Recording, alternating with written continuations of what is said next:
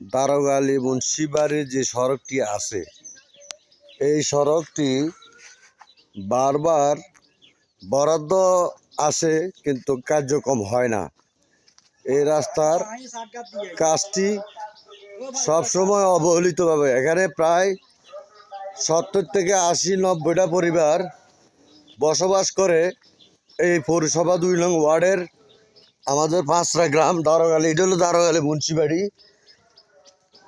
এককালীন প্রাচীন নাম করা বাড়ি ছিল। আজকে এই বাড়ির রাস্তাটা গত 16 বছর ধরে আওয়ামী লীগ সরকার, স্বৈরাচার সরকারের কিছু ঠিকাদার এই রাস্তার বারবার বরাদ্দকৃত টাকাগুলা খেয়ে, তারা বরাদ্দ আসে এই গ্রামে, টাকাগুলা খায়া এই রাস্তার বরাদ্দটা চারিতলায় বিক্রি করে দেয়, তারপরে আমাদের পশ্চিমাতে বিক্রি করে দেয়, অন্য অন্য কাজে ব্যবহার করা হয়, কিন্তু বরাদ্দটা আসে এইখানের জন্য। আর তারা এই গুডিবাজ নাড়া হাড়ারা আমাদের অত্র এলাকার কিছু ঠিকাদারি বাইনচোদ আছে, এই বাইনচোদরা এই কাজগুলারে বিক্রি করছে আজকে দীর্ঘ 16 বছর ধরে। সোহাগ, এটা হলো দারোগালী মুন্সিবাড়ির একজন প্রতিনিধি, মানে সদস্য।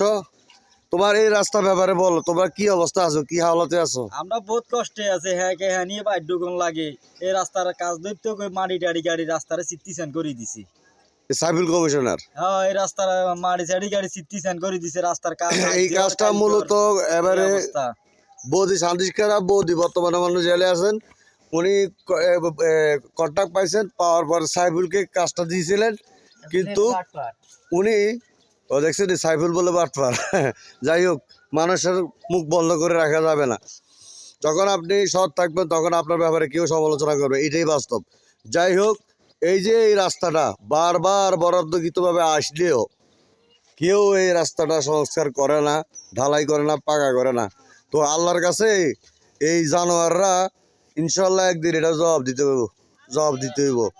তো আন্তরিকতার সাথে এবং বিনয়ের সাথে অনুরোধ জানাচ্ছি, এসিলেন্ট মহোদয় যেহেতু এখন বর্তমান সরকার নাই, টিউনো মহোদয় এবং এলজিডি অফিসারের কাছে নিকট বিনয়ের সাথে অনুরোধ করছি যে 5